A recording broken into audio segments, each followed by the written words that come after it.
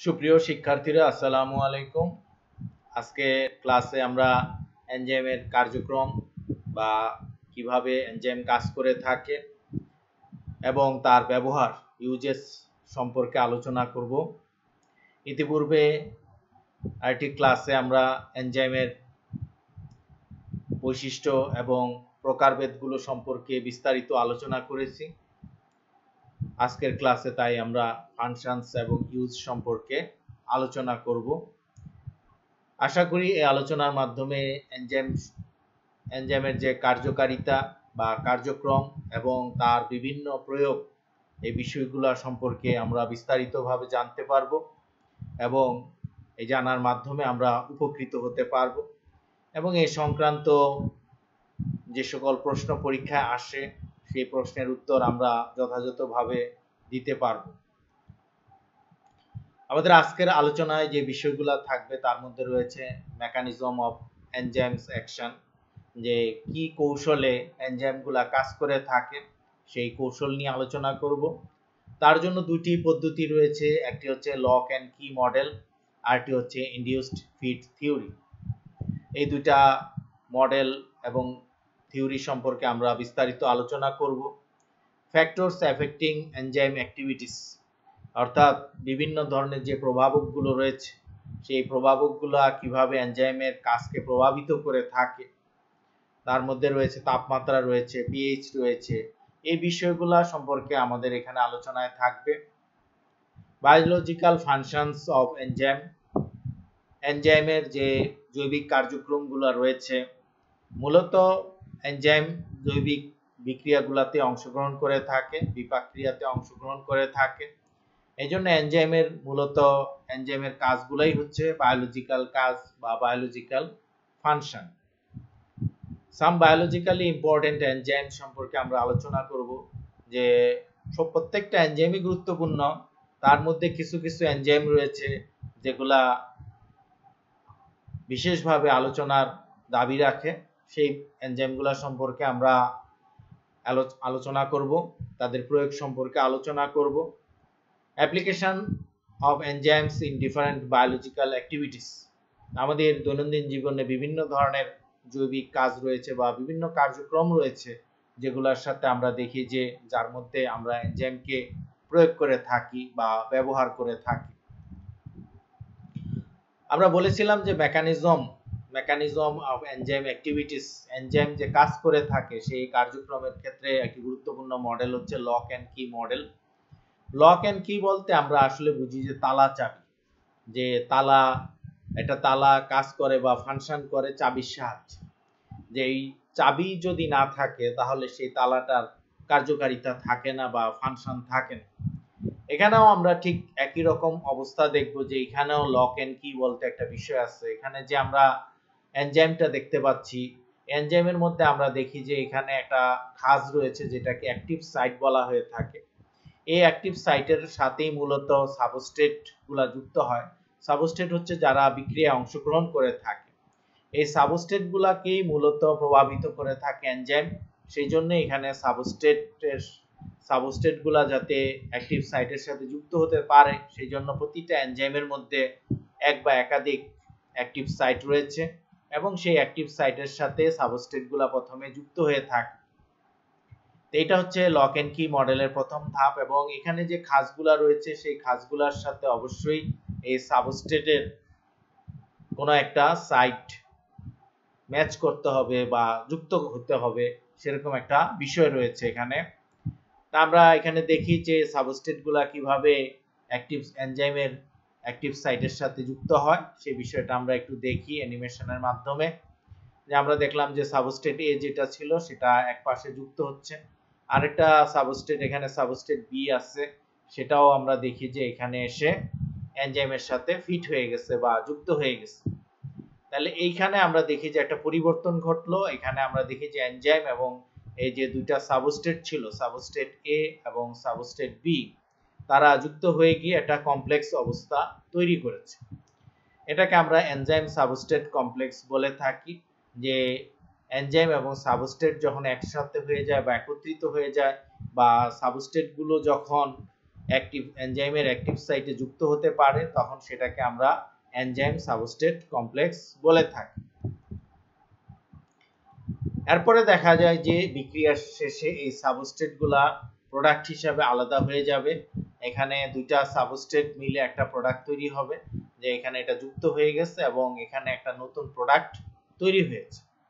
তাহলে এখানে দুইটা সাবস্ট্রেট ছিল, কিন্তু এখন এই দুইটা সাবস্ট্রেট মিলে একটা প্রোডাক্ট হয়ে গেছে। এটাকে আমরা, যে উৎপন্ন দ্রব্যটা তৈরি হচ্ছে সেটাকে আমরা প্রোডাক্ট বলে থাকি।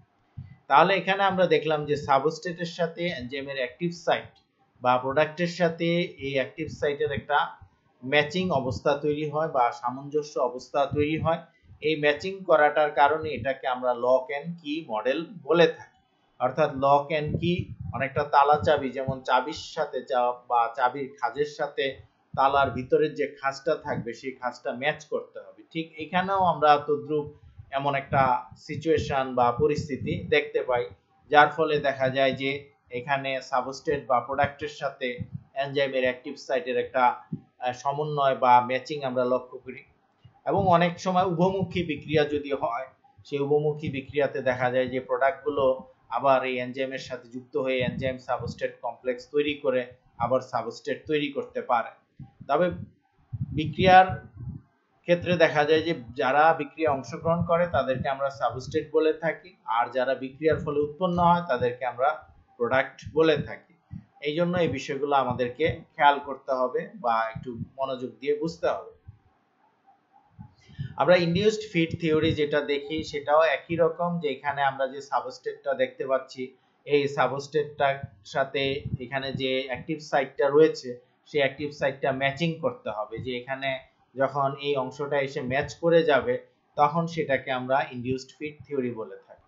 তো এটা লক এন্ড কি মডেলের মতোই, তবে এখানে একটু পার্থক্য আছে, সেটা হচ্ছে যে অনেক সময় দেখা যায় যে সাবস্ট্রেট যেটা আছে এই সাবস্ট্রেটের যে খাঁজটা থাকে এই খাঁজটা দেখা যায় যে অনেক সময় অ্যাক্টিভ সাইটের সাথে পুরোপুরি মিলে না, তখন একটা পরিবর্তন ঘটে এই খাঁজের মধ্যে, সাবস্ট্রেটের এই খাঁজের মধ্যে একটা পরিবর্তন ঘটে বা এনজাইমের এই অ্যাক্টিভ সাইটের যে এখানে স্ট্রাকচারটা আছে তার মধ্যে কিছু সামান্য পরিবর্তন ঘটে। এই জন্য এটাকে ইনডিউসড ফিট বলা হয়েছে, যে অর্থাৎ প্রয়োজনের কারণে বা প্রয়োজনের তাগিদে এখানে একটা খাঁজের পরিবর্তন ঘটতেছে বা অ্যাক্টিভ সাইটের স্ট্রাকচারের মধ্যে পরিবর্তন ঘটতেছে, সেই বিষয়টা আমরা লক্ষ্য করি, যার কারণে এই থিওরিটাকে আমরা ইনডিউসড ফিট থিওরি বলে থাকি।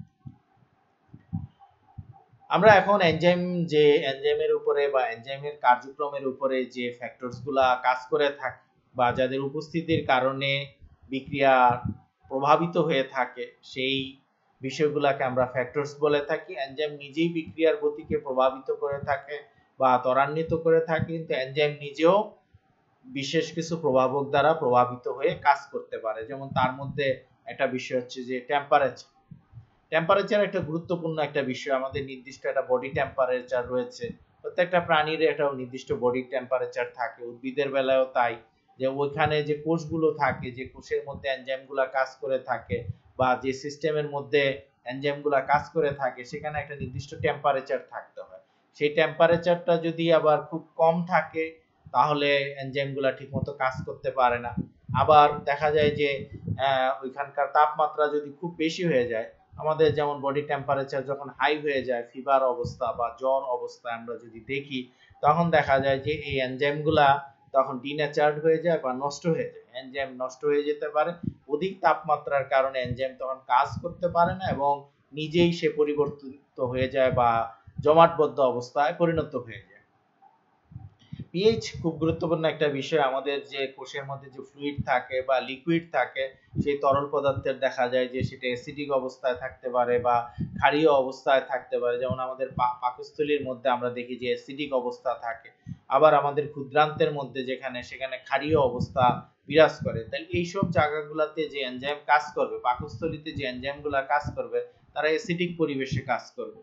আবার যদি আমরা দেখি ক্ষুদ্রান্তের মধ্যে যে এনজাইমগুলো কাজ করে তারা ক্ষারীয় পরিবেশে কাজ করে, সেখানকার এনজাইমগুলো অ্যাসিডিক পরিবেশে কাজ করতে পারবে না। আবার পাকস্থলীর এনজাইমগুলো ক্ষারীয় পরিবেশে কাজ করতে পারবে না। তাহলে পিএইচ একটা গুরুত্বপূর্ণ বিষয়, যে সেখানকার পিএইচটা যদি খুব চেঞ্জ হয়ে যায় তাহলে সেখানে এনজাইমগুলো ইনঅ্যাক্টিভ হয়ে যায় বা নিষ্ক্রিয় হয়ে যায় বা নষ্ট হয়ে যেতে পারে।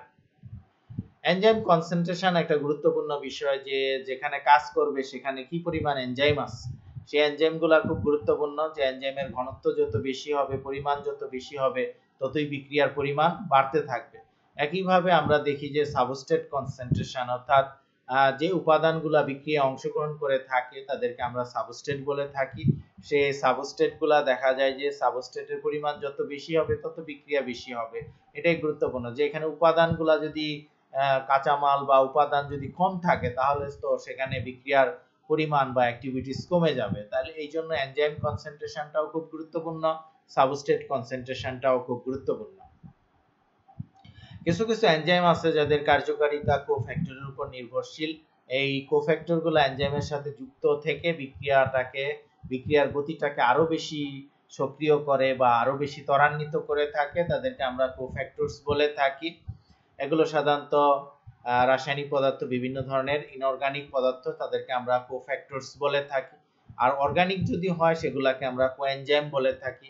এই কোফ্যাক্টরস এবং কোএনজাইম তারা উভয়ই বিক্রিয়াকে প্রভাবিত করতে পারে, বিক্রিয়ার গতি। এই কোফ্যাক্টরস গুলার এখানে আমরা দেখতেছি যে ক্লোরিন আছে, magnesium ion, calcium ion, manganese ion, এই ধরনের আয়নগুলা দেখি যে কোফ্যাক্টরস হিসাবে এনজাইমের সাথে যুক্ত থেকে ওই বিক্রিয়াগুলাকে ত্বরান্বিত করতে পারে বা প্রভাবিত করতে পারে। এনজাইম ইনহিবিটরস যেগুলো আছে, যে কিছু কিছু রাসায়নিক পদার্থ আছে যেগুলা দেখা যায় যে এনজাইমের প্রক্রিয়াকে বা এনজাইমের কার্যক্রমকে বাধাগ্রস্ত করতে পারে। তার মধ্যে এজি, তারপরে জিঙ্ক, মার্কারি, কপার, এই ধরনের যে রাসায়নিক পদার্থগুলো আছে এগুলো যদি উপস্থিত থাকে তাহলে দেখা যায় যে এনজাইমের কার্যক্রম বা এনজাইমের কার্যকারিতা বিঘ্ন হয় বা বাধাগ্রস্ত হয়, তখন এনজাইম ঠিকমতো আমাদের দেহের মধ্যে কাজ করতে পারে না।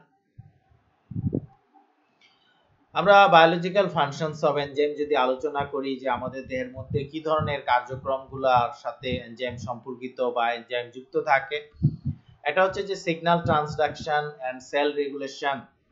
যে আমাদের কোষের যে বিভিন্ন কার্যক্রমগুলো আছে এগুলো পরিচালনার ক্ষেত্রে বা এখানে বিভিন্ন ধরনের সংকেত তৈরি করার ক্ষেত্রে দেখা যায় যে এনজাইম গুরুত্বপূর্ণ ভূমিকা পালন করে থাকে। এই ধরনের এনজাইমগুলোর মধ্যে আমরা দেখি যে কাইনেজ, ফসফেটেজ, এই এনজাইমগুলা সিগন্যাল ট্রান্সডাকশন বা সেল রেগুলেশনের ক্ষেত্রে গুরুত্বপূর্ণ ভূমিকা পালন করে থাকে। আমাদের মাংসপেশির মধ্যে খুব গুরুত্বপূর্ণ একটা প্রোটিন হচ্ছে মায়োসিন প্রোটিন। এই প্রোটিনগুলোর কারণে আমরা দেখি যে মাংসপেশি, আমাদের হৃদপেশি, এগুলো সংকুচিত হতে পারে বা প্রসারিত হতে পারে। এই কার্যক্রমটাও খুব গুরুত্বপূর্ণ একটা কার্যক্রম, এক্ষেত্রেও এনজাইমের গুরুত্বপূর্ণ ভূমিকা রয়েছে। Ion pumps in active transport mechanism of cell membrane, অর্থাৎ কোষ ঝিল্লিতে দেখা যায় যে উপাদানগুলা, রাসায়নিক পদার্থগুলা ট্রান্সপোর্ট হয়ে থাকে, আয়ন বিনিময় হয়ে থাকে, আয়ন বিনিময় হয়ে থাকে। সেক্ষেত্রে দেখা যায় যে এনজাইম, সেখানে যে কোষ ঝিল্লিতে যে এনজাইমগুলো আছে সেই এনজাইমগুলা গুরুত্বপূর্ণ ভূমিকা পালন করে থাকে। এটাকে আমরা অ্যাক্টিভ ট্রান্সপোর্ট মেকানিজম বলে থাকি।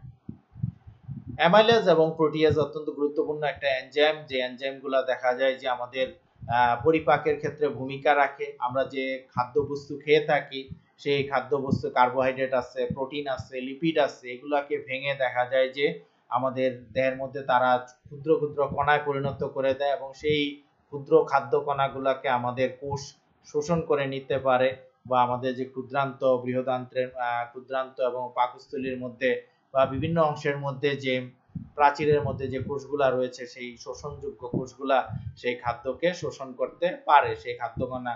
এইসব ক্ষেত্রে দেখা যায় যে অনেক এনজাইম কাজ করে থাকে, তাদেরকে আমরা পরিপাককারী এনজাইম বলে থাকি। তার মধ্যে অ্যামাইলেজ এবং প্রোটিয়েজ অত্যন্ত গুরুত্বপূর্ণ। অ্যামাইলেজ মূলত শর্করা পরিপাক করে থাকে এবং প্রোটিয়েজ যেটা আছে সেটা মূলত প্রোটিন পরিপাক করে থাকে।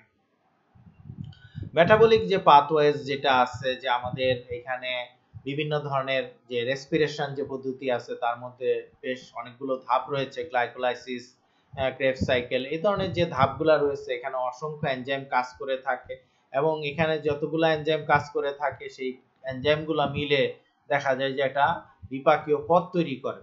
যেখানে একটা এনজাইম যদি অনুপস্থিত থাকে তাহলে দেখা যায় যে এই পথটা কাজ করে না, তখন সেই প্রক্রিয়াগুলো বাধাগ্রস্ত হয়। সেটাও একটা গুরুত্বপূর্ণ বিষয়, যে এই মেটাবলিক পাথওয়ে তৈরি করার জন্য বা পথ তৈরি করার জন্য, বিপাকীয় পথ তৈরি করার জন্য এনজাইমগুলো গুরুত্বপূর্ণ ভূমিকা পালন করছে। আমাদের শরীরের মধ্যে যে বিক্রিয়াগুলো সংঘটিত হয়ে থাকে বিভিন্ন ধরনের বিক্রিয়া, এই বিক্রিয়াগুলোর মধ্যে অক্সিডেশন, জারণ প্রক্রিয়া, রিডাকশন, বিজারণ প্রক্রিয়া, আইসোমারেশন, যে আইসোমার তৈরি করার যে প্রক্রিয়া, এনার্জি প্রোডাকশন, এটিপি তৈরি করার যে বিক্রিয়াগুলো আছে, এই বিক্রিয়াগুলো অত্যন্ত গুরুত্বপূর্ণ।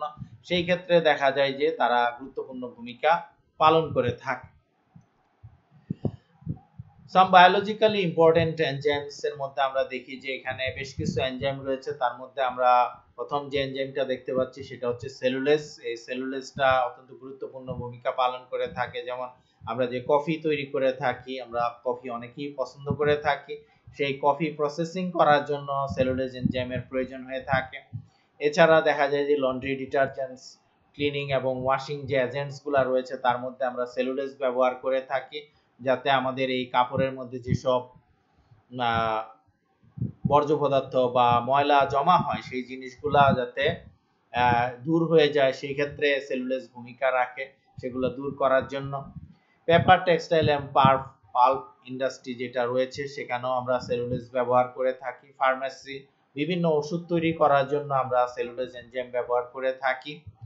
Various beverages like fruit juice, অর্থাৎ ফ্রুট জুস তৈরি করার জন্য বা ফলের রস বা এই ধরনের উপাদানগুলো তৈরি করার জন্য আমরা সেলুলোজ এনজাইম ব্যবহার করতে পারি। নেক্সট যে এনজাইমটা আমরা দেখতেছি যে প্রোটিয়েজ এনজাইম। এই প্রোটিয়েজ এনজাইমটা অত্যন্ত গুরুত্বপূর্ণ, এটাও বিভিন্ন ক্ষেত্রে প্রয়োগ করা হয়ে থাকে। তার মধ্যে রয়েছে ইন্ডাস্ট্রি, মেডিসিন, বায়োলজিক্যাল রিসার্চ, সেসব ক্ষেত্রে প্রোটিয়েজ এনজাইম ব্যবহার করা হয়ে থাকে। ব্রেড ইন্ডাস্ট্রি, যে পাউরুটি তৈরি করার জন্য প্রোটিয়েজ এনজাইম ব্যবহার করা হয়ে থাকে। ব্লাড ক্লটিং, অর্থাৎ রক্তকে জমাট বাঁধা, যে কেটে যাওয়ার পরে যদি রক্ত সহজে জমাট না বাঁধে তাহলে সেক্ষেত্রে আমরা প্রোটিয়েজ এনজাইম ব্যবহার করে রক্তটাকে আটকাতে পারি বা জমাটবদ্ধ করতে পারি। অ্যামাইলেজ এনজাইম, এটাও খুব গুরুত্বপূর্ণ একটা এনজাইম। এখানে এটা দেখা যায় যে আমরা ব্রুইং, যে বিয়ার এবং লিকার, যে অ্যালকোহল জাতীয় এই জাতীয় যে উপাদানগুলো আছে সেই উপাদানগুলো তৈরি করার জন্য আমরা অ্যামাইলেজ এনজাইম ব্যবহার করে থাকি। ব্রেড মেকিং, পাউরুটি তৈরি করার জন্য। একটা গুরুত্বপূর্ণ প্রক্রিয়া হচ্ছে pancreatic enzyme replacement therapy, PERT. এই থেরাপির জন্য অ্যামাইলেজ এনজাইম ব্যবহার করা হয়ে থাকে। এটা প্যানক্রিয়াসের বিভিন্ন সমস্যার জন্য এটা ব্যবহার করা হয়ে থাকে। ক্লথিং অ্যান্ড ডিশ ওয়াশার ডিটারজেন্টস যেটা আছে এই ক্ষেত্রেও অ্যামাইলেজ ব্যবহার করা হয়ে থাকে। লাইপেজ যেটা আমরা দেখি এটাও খুব গুরুত্বপূর্ণ। দেখা যায় যে ইয়োগার্ট অ্যান্ড চিজ ফার্মেন্টেশন, যে দই এবং পনির তৈরি করার জন্য আমরা লাইপেজ ব্যবহার করে থাকি। বেকিং অ্যান্ড লন্ড্রি ডিটারজেন্টস, বেকিং তো হচ্ছে পাউরুটির ক্ষেত্রে, পাউরুটি, কেক এগুলার ক্ষেত্রে, এবং লন্ড্রি অর্থাৎ ধোয়া, কাপড় চোপড় ধোলাই করার জন্য যেগুলো যে ডিটারজেন্টসগুলো ব্যবহার করা হয় তার মধ্যে লাইপেজ ব্যবহার করা, বিশেষ করে কাপড় চোপড়ের সাথে যে তেল জাতীয় উপাদানগুলো যুক্ত হয় সেগুলোকে দূর করার জন্য আমরা লাইপেজ ব্যবহার করে থাকি। ব্লাড টেস্ট ফর প্যানক্রিয়াটাইটিস, যে প্যানক্রিয়াসের যদি কোনো সমস্যা থাকে এবং সেটার জন্য যে রক্ত পরীক্ষা করা হয় তার জন্য লাইপেজ এনজাইম ব্যবহার করা হয়ে থাকে। এছাড়া প্যানক্রিয়াটিক এনজাইম রিপ্লেসমেন্ট থেরাপি বা পিইআরটি, এটার জন্য লাইপেজ ব্যবহার করা হয়ে থাকে। আমরা জাইমেজ দেখি যে এটাও খুব গুরুত্বপূর্ণ এনজাইম। আমরা যে কমার্শিয়ালি বা বাণিজ্যিকভাবে যে অ্যালকোহল তৈরি করে থাকি তার জন্য আমাদের জাইমেজ এনজাইম প্রয়োজন হয়ে থাকে। ক্যাটালেজ এনজাইম যেটা আছে সেটা হচ্ছে removing hydrogen peroxide from milk prior to cheese production, অর্থাৎ পনির তৈরি করার জন্য, দুধ থেকে পনির তৈরি করার জন্য সেখান থেকে দেখা যায় যে হাইড্রোজেন পারক্সাইড আলাদা করতে হয়, সেই প্রক্রিয়ার জন্য আমরা ক্যাটালেজ এনজাইম ব্যবহার করে থাকি। ফুড র্যাপার্স, অর্থাৎ বিভিন্ন খাদ্যবস্তু এগুলোকে র্যাপিং করার জন্য বা কোনো কিছু দিয়ে মোড়ানোর জন্য আমরা ক্যাটালেজ এনজাইম ব্যবহার করে থাকি। Application of enzymes in different biological activities, অসংখ্য জৈবিক কার্যক্রমের ক্ষেত্রে আমরা এনজাইম ব্যবহার করে থাকি। সেগুলো যেমন ইন ফুড প্রসেসিং, আমরা যদি খাদ্য প্রক্রিয়াজাতকরণ করতে চাই, খাদ্য প্রসেসিং করতে চাই, সেক্ষেত্রে আমরা ব্যবহার করে থাকি। এর মধ্যে রয়েছে অ্যামাইলেজ, প্রোটিয়েজ, এগুলো। ইন বেবি ফুডস, বাচ্চাদের যে খাদ্যগুলো খুব সহজে বাচ্চারা হজম করতে পারে সেই ধরনের খাদ্য তৈরি করার জন্য আমরা এনজাইম ব্যবহার করে থাকি। তার মধ্যে রয়েছে ট্রিপসিন, এটা দেখা যায় যে খুব সহজে হজম করার উপযোগী করে তোলে খাদ্যকে। ইন ব্রুইং ইন্ডাস্ট্রি, দেখা যায় যে অ্যালকোহল যেখানে তৈরি হয় বা মদ অ্যালকোহল এগুলো যেখানে তৈরি হয় সেখানে আমরা বিভিন্ন ধরনের এনজাইম ব্যবহার করে থাকি। তার মধ্যে রয়েছে amylase, glucanase, protease, beta glucanase, arabinoxylase, amino glucosidase. In fruit juice অর্থাৎ ফলের রস তৈরি করার জন্য আমরা সেলুলোজ, পেকটিনেজ এই ধরনের এনজাইম ব্যবহার করে থাকি। ইন ডেইরি ইন্ডাস্ট্রি দুগ্ধ শিল্প যেখানে রয়েছে সেখানে আমরা রেনিন, লাইপেজ, ল্যাকটেজ এই ধরনের এনজাইম ব্যবহার করে থাকি। ইন মিট টেন্ডারাইজেস অর্থাৎ মাংসগুলোকে নরম করার জন্য পেপেইন ব্যবহার করা হয়ে থাকে। আমরা যেমন পেঁপে, এই পেঁপের মধ্যে পেপেইন থাকে। আমরা যদি কাঁচা পেঁপেটাকে মাংসের সাথে, গরুর মাংসের সাথে কিছুক্ষণ বা শক্ত মাংসের সাথে আমরা কিছুক্ষণ রেখে দেই তখন দেখা যায় যে মাংসটা সফট হয়ে যায় বা নরম হয়ে যায়। আমরা পেপেইনটা খুব সহজে পেঁপের থেকে সংগ্রহ করতে পারি। ইন স্টার্চ ইন্ডাস্ট্রি যেখানে স্টার্চ তৈরি করা হয়ে থাকে সেখানে অ্যামাইলেজ ব্যবহার করা হয়ে থাকে। অ্যামাইলো গ্লুকোসাইডেজ, গ্লাইকো অ্যামাইলেজ এই ধরনের এনজাইমগুলা স্টার্চ ইন্ডাস্ট্রিতে বা শর্করা তৈরিকারী শিল্প ব্যবহার করা হয়ে থাকে। ইন পেপার ইন্ডাস্ট্রিতে দেখা যায় যে যেখানে কাগজ তৈরি করা হয়ে থাকে সেখানে আমরা অ্যামাইলেজ, জাইলানেস, সেলুলেজ, লিগিনেস এই ধরনের এনজাইমগুলো ব্যবহার করে থাকি। ইন বায়োফুয়েল ইন্ডাস্ট্রি অর্থাৎ এখানে দেখা যায় যে জৈব জ্বালানি তৈরি করা হয়ে থাকে। আমরা সাধারণত লাকড়ি বা কাঠ এগুলো জৈব জ্বালানি, কয়লা এগুলোকে আমরা জৈব জ্বালানি হিসাবে ব্যবহার করে থাকি, কিন্তু বর্তমানে দেখা যায় যে বিভিন্ন ধরনের পদ্ধতি বের করা হয়েছে যে যেখান থেকে খুব বেশি আগুন পাওয়া যাবে বা তাপ পাওয়া যাবে এরকম সিস্টেমগুলো তৈরি করা হচ্ছে। এগুলাকে আমরা বায়োফুয়েল বলে থাকি। সেই বায়োফুয়েলগুলো তৈরি করার জন্য সেলুলোজ এনজাইম খুব গুরুত্বপূর্ণ একটা উপাদান। অ্যাজ বায়োলজিক্যাল ডিটারজেন্ট অর্থাৎ আমরা কাপড় চোপড় এগুলোকে খুব সুন্দরভাবে পরিষ্কার করার জন্য ডিটারজেন্ট ব্যবহার করে থাকি। এই ডিটারজেন্টগুলা যাতে খুব সহজে ময়লা দূর করতে পারে সেই জন্য এই ডিটারজেন্টের সাথে বিভিন্ন ধরনের এনজাইম যুক্ত করা হয়ে থাকে। তার মধ্যে রয়েছে প্রোটিয়েজ, অ্যামাইলেজ, লাইপেজ এবং সেলুলোজ। ইন রাবার ইন্ডাস্ট্রিতে দেখা যায় যে যেখানে রাবার উৎপন্ন করা হয়ে থাকে সেখানে ক্যাটালাইজ এনজাইম ব্যবহার করা হয়। ইন ফটোগ্রাফিক ইন্ডাস্ট্রি যেখানে ছবি তৈরি করা বা ছবি তৈরি করার বা পিকচার তৈরি করার যে বিষয়গুলো আছে, ফটোগ্রাফিক্যাল কাজ যেখানে হয়ে থাকে সেখানে আমরা প্রোটিয়েজ এনজাইম ব্যবহার করে থাকি। ইন মেডিকেল সায়েন্স অর্থাৎ চিকিৎসা বিজ্ঞানে দেখা যায় যে অনেক ধরনের এনজাইম বিভিন্ন পরীক্ষা নিরীক্ষার কাজের জন্য বিভিন্ন এনজাইম ব্যবহার করা হয়ে থাকে। তার মধ্যে রয়েছে ইউরিয়েজ, ইউরিকেজ, ট্রিপসিন, ইউরোবাইলেজ, প্রোটিয়েজ এই ধরনের এনজাইমগুলা বিভিন্ন পরীক্ষা নিরীক্ষার জন্য ব্যবহার করা হয়ে থাকে। ইন জেনেটিক ইঞ্জিনিয়ারিং জিন প্রকৌশলের ক্ষেত্রে যেখানে দেখা যায় যে একটা প্রাণীর দেহ থেকে বা একটা ডিএনএ থেকে জিন নিয়ে আরেকটা ডিএনএর সাথে যুক্ত করা হয় সেটাকে আমরা জিন প্রকৌশল বলে থাকি। সেখানেও বেশ কিছু এই ডিএনএ কাটার জন্য রেস্ট্রিকশন এনজাইম ব্যবহার করা হয়ে থাকে। ডিএনএটাকে জোড়া দেওয়ার জন্য ডিএনএ লাইগেজ এনজাইম ব্যবহার করা হয়ে থাকে। নতুন ডিএনএ তৈরি করার জন্য পলিমারেজ এনজাইম ব্যবহার করা হয়ে থাকে। এই ধরনের এনজাইমগুলো আমরা দেখি যে জিন প্রকৌশল বা জেনেটিক ইঞ্জিনিয়ারিং এর জন্য অত্যন্ত গুরুত্বপূর্ণ। আমরা দীর্ঘ আলোচনা করেছি এনজাইমের ব্যবহার নিয়ে, এনজাইমের কার্যক্রম নিয়ে আলোচনা করেছি। আশা করি এই বিষয়গুলো তোমাদের বোধগম্য হয়েছে এবং এই সংক্রান্ত কোনো প্রশ্ন যদি পরীক্ষায় আসে তাহলে আমরা আশা করি যে তোমরা খুব সহজভাবে এর উত্তর দিতে পারবে। এবং মনোযোগ দিয়ে সাথে থাকার জন্য ধন্যবাদ জানাই।